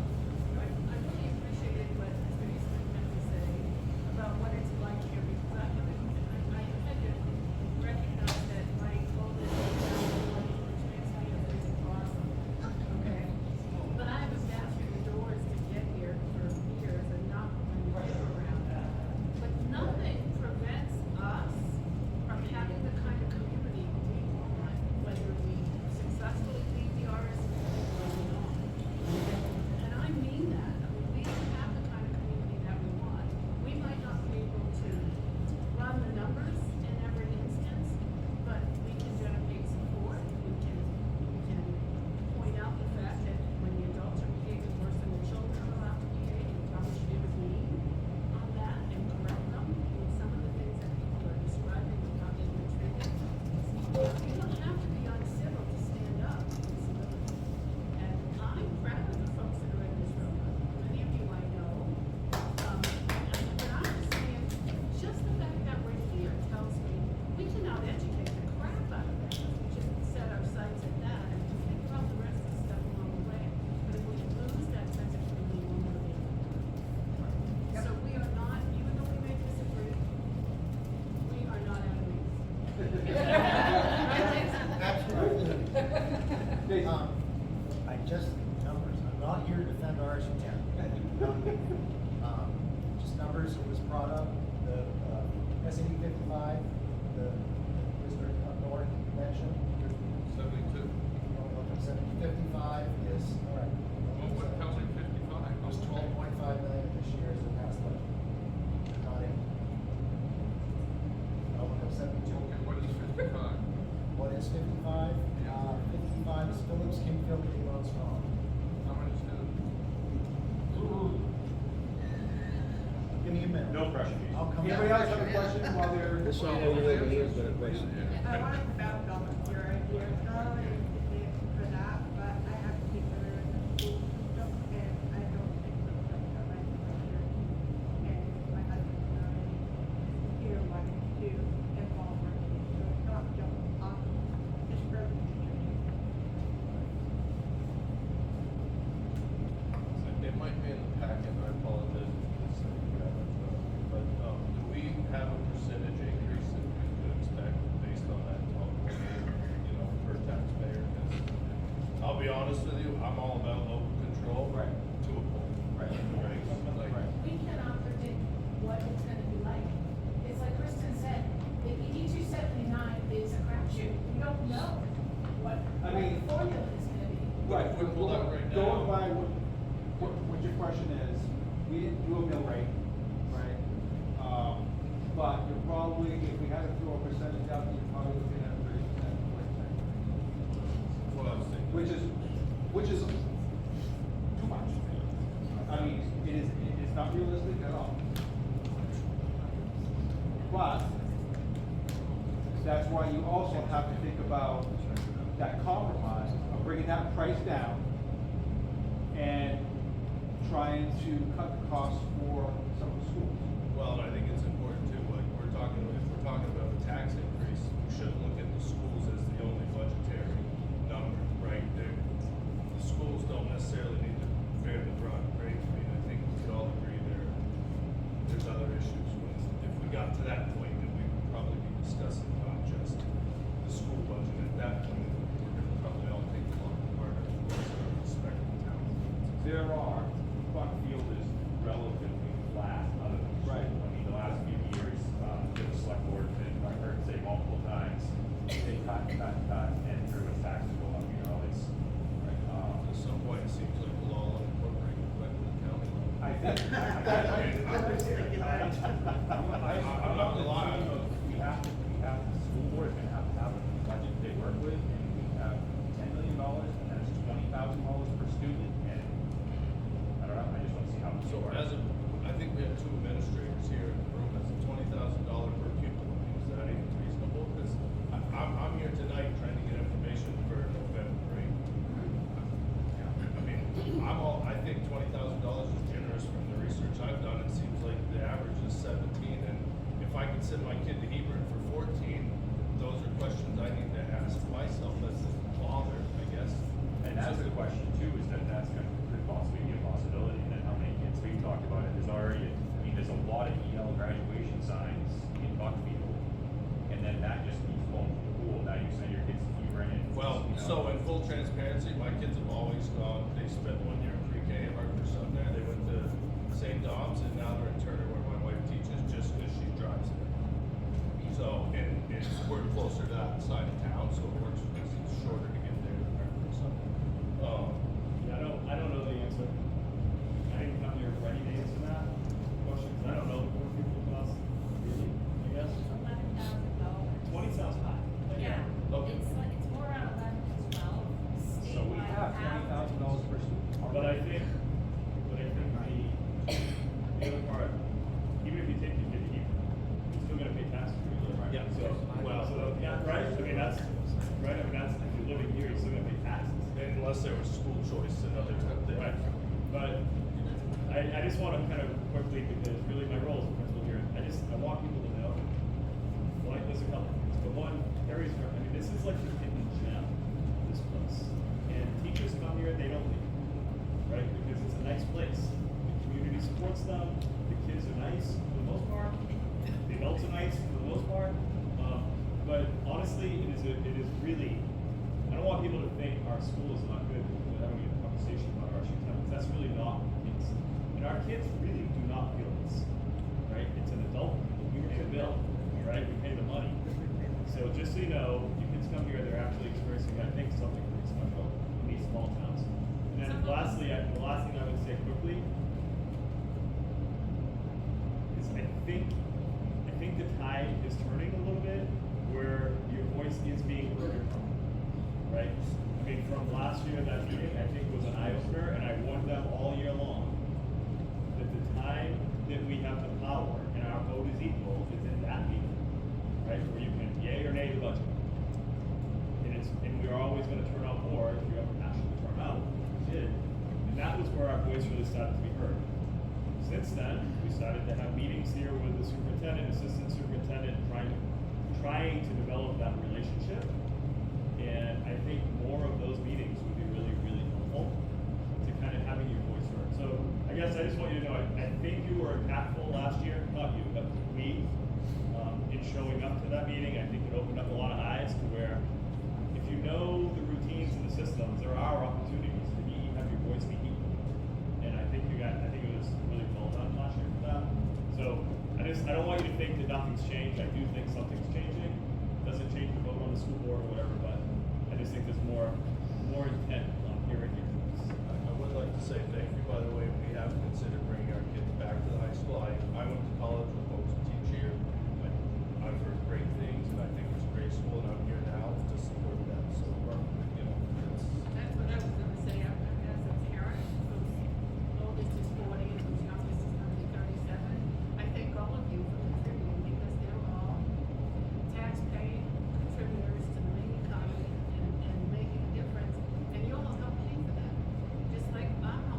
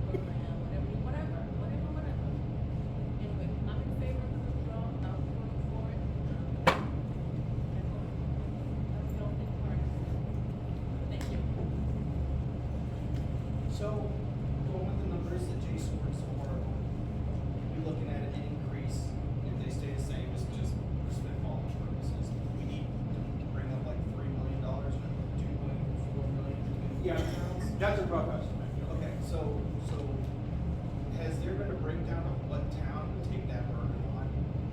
Because, I mean, it would be roughly $1 million, right? If we split it roughly. And then, so after we split, I'm sorry, no, start over. I remember from when you explained it the first time, when each town separates on their own, then you have to vote to come back together again and create a new, it's like one fell swoop, each town withdraws on its own. And then each town votes to join a new thing. That new thing would include some input on calculation. So it could be 50, the share is determined 50% based on property valuation, 50% based on the number of kids you see, or 75, 25. Like, it's done differently in other places. So until that is negotiated, I could not accurately predict how much each town would have of that share. Plus it too is that's all part of the 22 steps. And please, I said, there's pamphlets out there that list all 22 steps out there. But for the most part, I'm that not trying to is. put the cart before the horse. I'm just trying to find out if there's, and I know there's no way for us to grab and see into the future. There's no way. So to kind of tangibly put some sort of a number, if it happened right now, this bill, what? I would assume that it would be based upon the population. Right? So Buckfield has the most population. So we would take. What's the population of Buckfield percent here? If you look at, let's see here.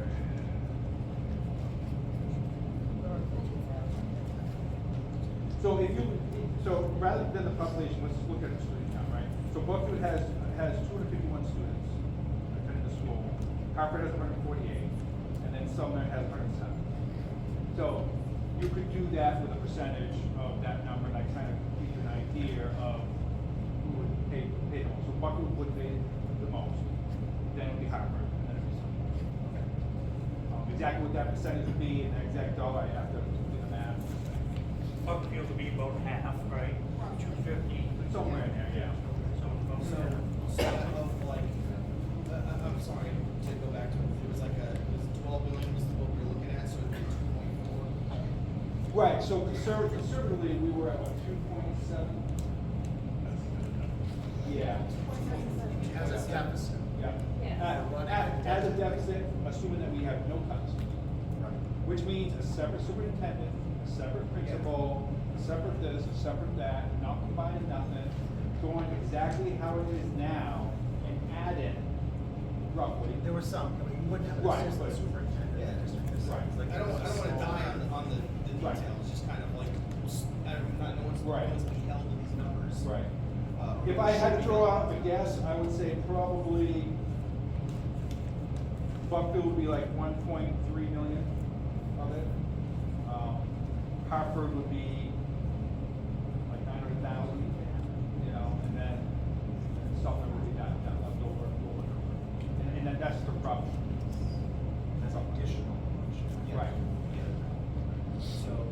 So if it was like just over $1 million, we'd be looking at an increase about 8 millions. Yes, Somewhere in there. yes. And again, that's assuming that. That's assuming the numbers. That we don't as they consolidate, are, that's assuming that there's they no don't other give us grants that are anymore. done, Right. whatever. Right. And the thing is that when you vote this November to either withdraw or not withdraw, let's say it passes, right? That doesn't mean we have to do it, right? So all that is saying is it gives the towns permission to go to the next step. Hire a lawyer, do some investigations, dig deeper into exactly some more of these costs, right? And it puts the authority in the town's hands to start that process.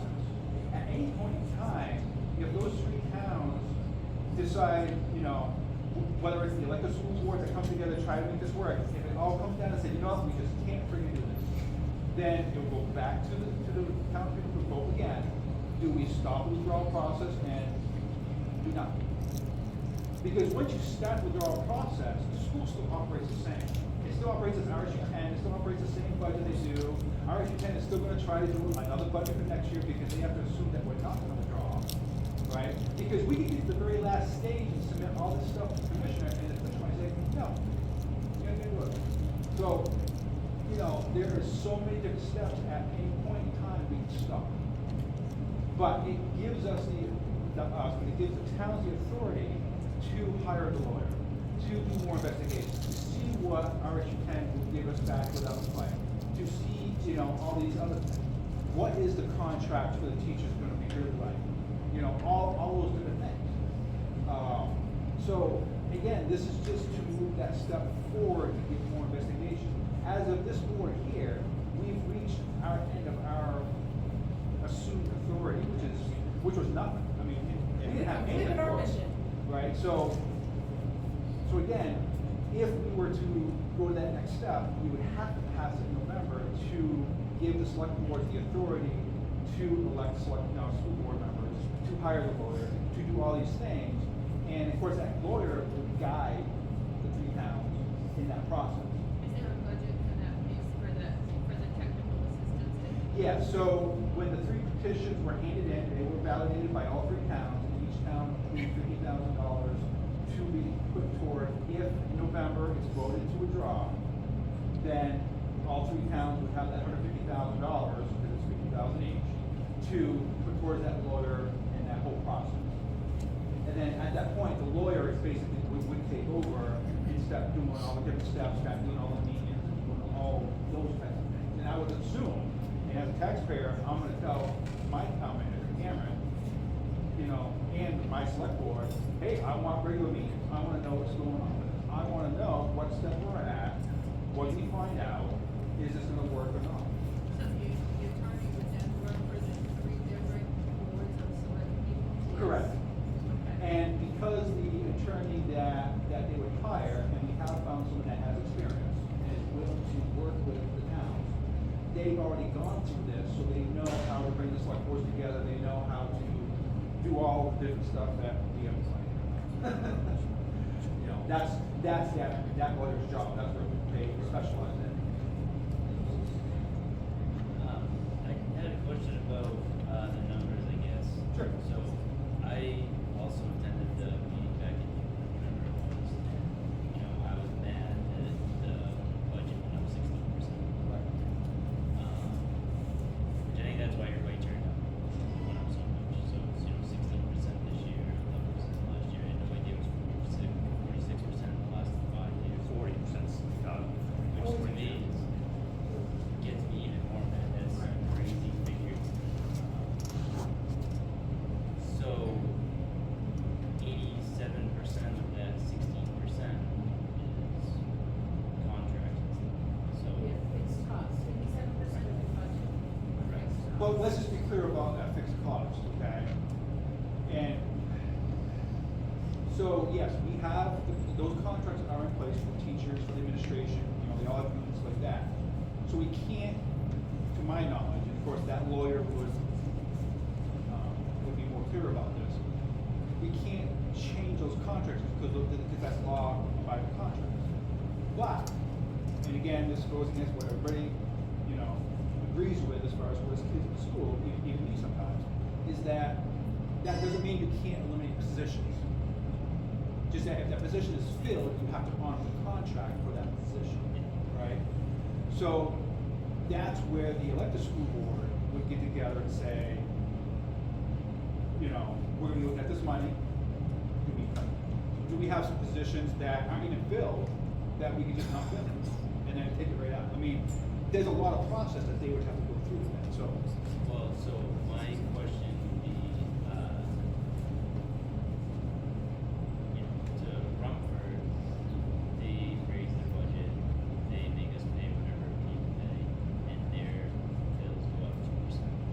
So to them, it's, you know, like, why are we even complaining about 2%? Like, if we were talking about this budget, and we were like, well, everybody taxes go up 2%, and everybody would vote, yeah, let's get that. But the larger cost is for us, is there 16%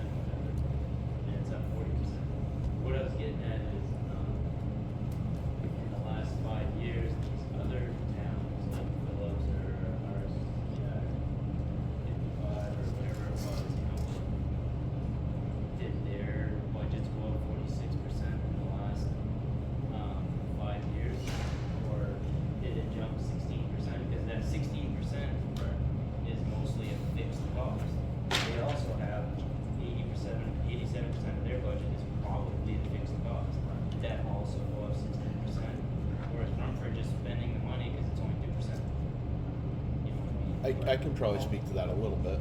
I'm Chad Cullis. I'm the chairman of the board, the school board. Sorry, I was at the school board meeting for the tech school. You can't hear me? Sorry.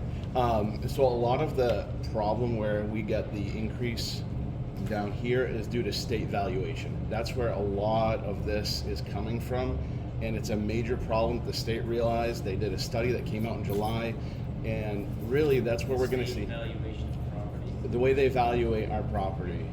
Yeah, and that's what really killed Buckfield, especially. Your valuation went way up, and that really impacts what you pay for taxes. So, So that increases. but fortunately, the state already saw that this is a problem. They had a study that was done last year, and results just came out this year.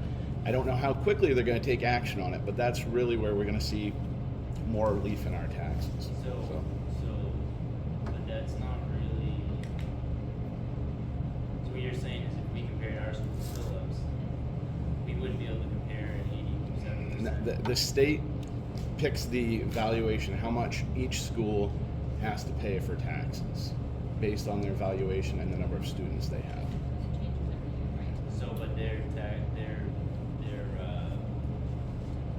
budget There- hasn't gone up 4 to 6%. Mexico's valuation is what, less than ours or very similar. I mean, it's a very low valuation for the amount of students. So that's So their budget, not Mexico's, but different schools' budgets has increased at the same rate. some schools Like, have increased. Town evaluation doesn't really Yeah. have a lot to do with Yeah, the Jason. respective rates.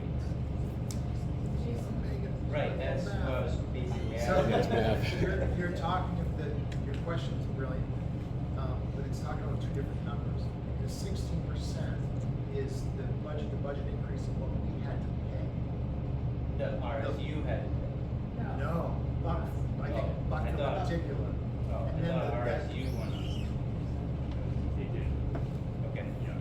What was our? So Buckfield was 13.2, Hartford was 10.3, and Sumner was 6.6.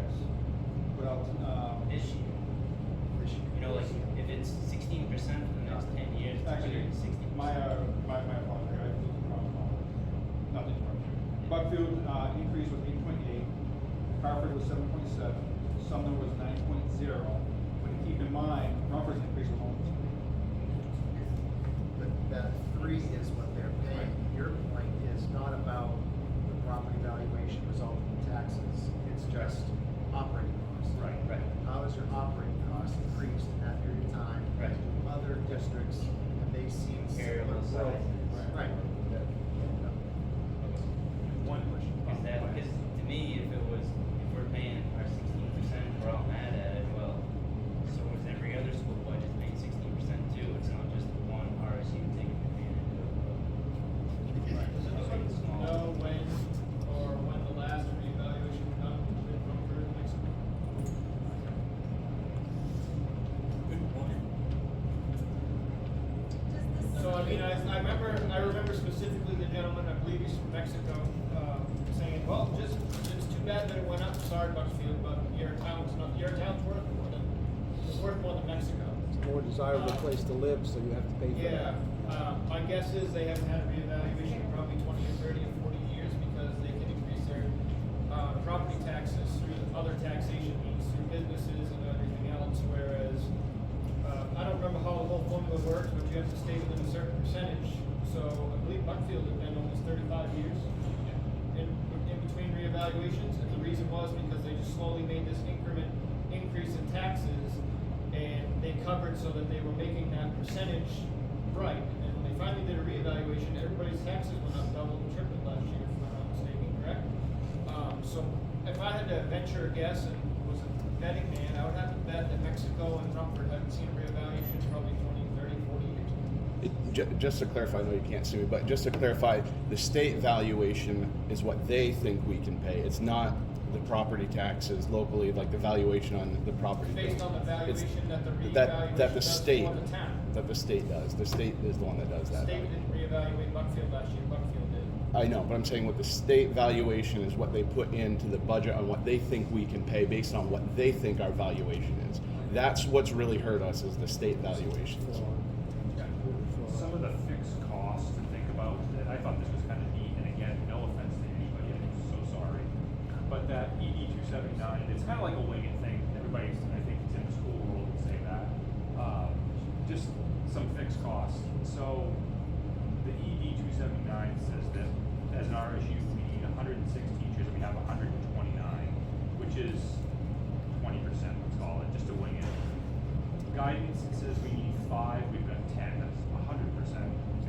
Librarians, it says we need 2, we've got 3. Health, it says we need 2, we've got 4. Ed techs, it says we need 10, we've got 20.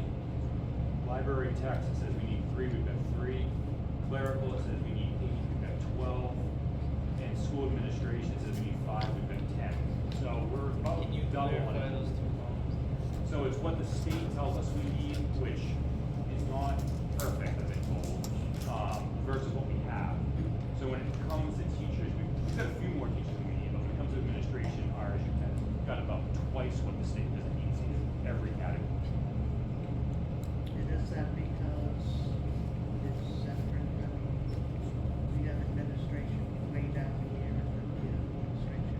The state says for 45 RSU10, we need, this is what, again, it's not a perfect, I think everyone would agree. Is that why it's almost like, you don't really know? It's just something to consider when we talk about fixed costs, that they're saying we need 5, we've got 10, so, Oh, are we going you know, just something, again, just another piece of information to think about. So the teachers, I feel like teachers in sports, those are the kinds of things that we get threatened with all the time. But the teachers, really, we don't have that many more, we're on target with teachers.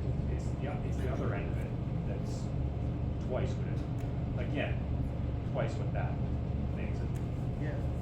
The 22-step process, any time frame on how long that process takes? It could be as quick as 6 months, or it could take 2 or 3 years. It basically depends on the town's and, you know, lawyer and each step as it goes through.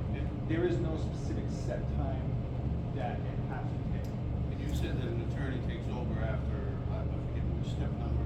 Pretty much once the, if in November the town people vote to withdraw, then at that point in time it goes back to the select board, and the select board has to then start the next process, which means hire a lawyer, and just keep going right there. So it's almost immediate that they have to start working. Is there a budgeted number or is there an estimated number? What's So the their estimation legal was around responsibility? $50,000 per town, so that's why when they did the petition, well, that's kind of like just to start with. Now, obviously, if this is dragged out for a couple of years, that number will probably go up. You got a next question? Just to go back to the evaluation versus population, I think Jason had said if we were to all go to withdraw and then recombine, that would be sort of a negotiation, like as far as whether it was 50% coming in versus valuation at 50%. I think currently our contract with RSU10 is 75-25, is that correct? I actually counted, there have been years, my first joint meeting, I played with this because I wanted to let BBC do it. But, there have been years it has benefited us, and there have been years it hasn't. But that only actually applies to the additional local share. Right. The mandatory local share is set by the state's version of the calculations.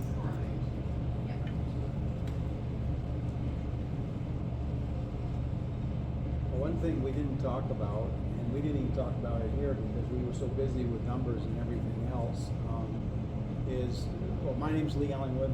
I live in Hartford. I started here at RSU10. I worked 3 years. I started as your bus manager in the garage. And once administration found out that I had logistics background, and they made me the coordinator for the area. So my experience is a little different than a principal's experience, because logistics is totally different than education and all this other stuff. While I was here for the 3 years, I probably blew up all 3 of your, between Aaron, Kristen, and Joel's emails. When I first started here, the bus runs were an absolute mess. You had some buses that had 15 kids, some buses had 60 kids, and there were buses going down same roads and flip-flopping all over the place, and nobody was doing anything about it. So I sat down one day and I just started doing the logistics of the whole thing.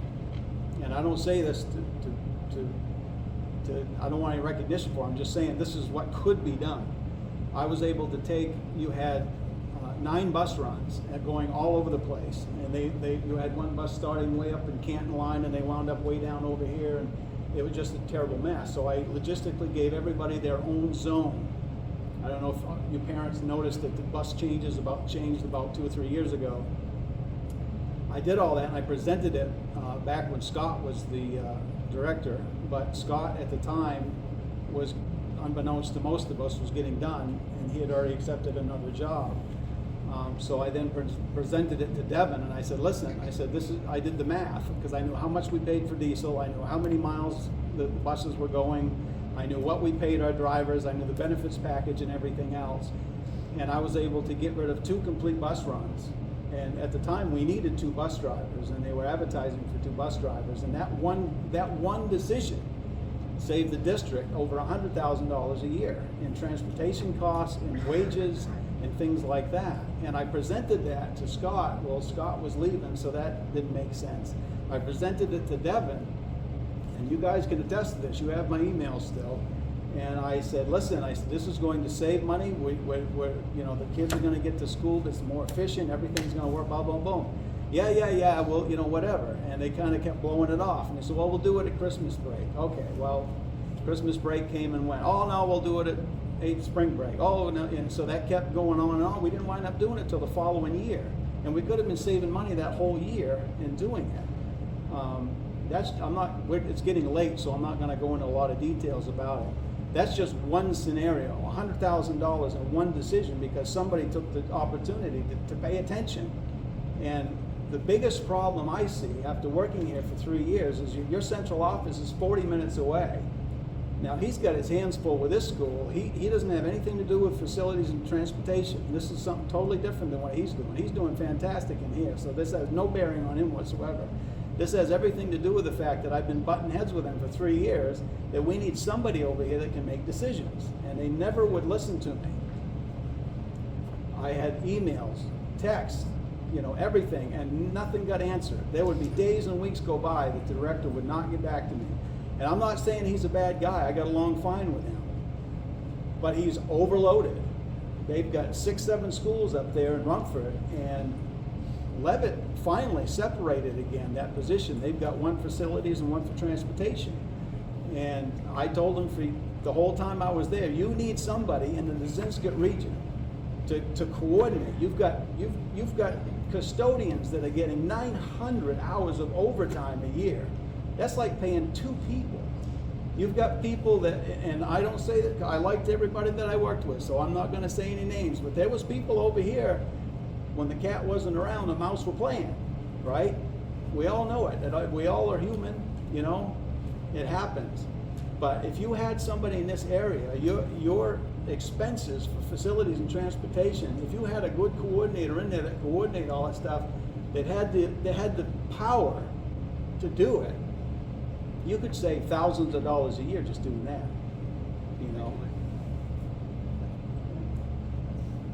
So it sounds like the state has realized that maybe the way they evaluate is kind of disparaging to certain communities and they're taking a look at it. Is it possible with the savings we get from the state, is it possible that if now is the time to jump out, those savings we get, would that cover these extra costs that it would cost for us to brave this storm by ourselves? I think the Is there any reality, way unfortunately, is that. guessing or just Yeah, kind of, When it comes to No one state and knows. federal government, it's all on survival mode, right? Like every budget's, Could be. And then the other thing too is that every time you have new politicians that get into office, they might change stuff, they might not change stuff. So who knows? You can't rely on the state or federal government to make this decision. You can't rely on what they may or may not do. So that ED 279 is going to change every single year. How they formulate it could change every single year. it's a good point, you can't rely on a central authority. Thank you very much. We did the numbers. We were very strict about comparing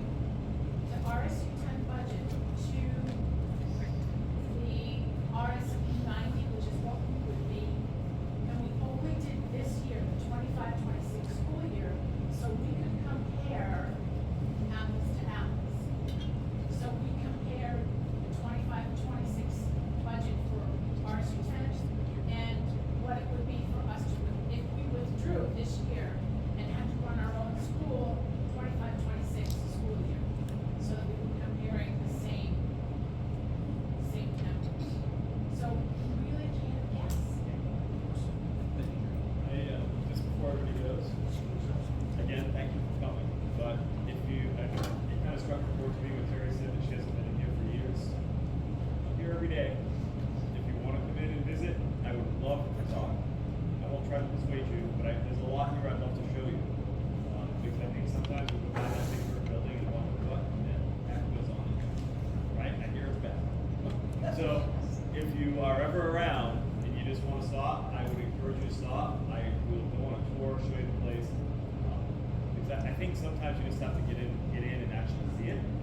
And then I would encourage you all to attend some board meetings and actually, there's a public comment, and it would be really helpful for our board members to have those comments. Like, just to become known is really important.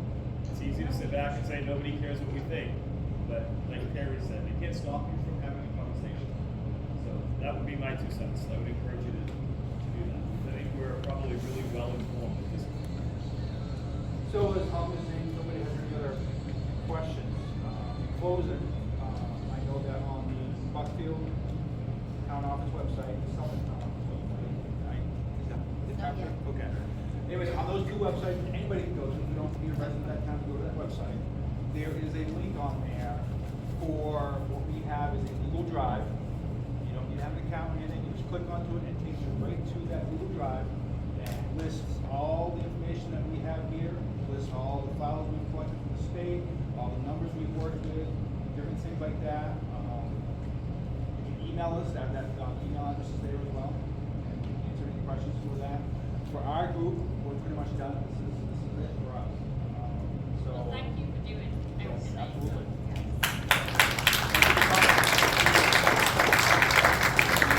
So after the election, no, before the election, we have to have an open forum in each of the 3 towns before the election. 10 days before the election, is that correct? At least 10 days, so mid-October-ish, there'll be another open forum in each of the 3 towns separately. Okay? Which the select board will reach out.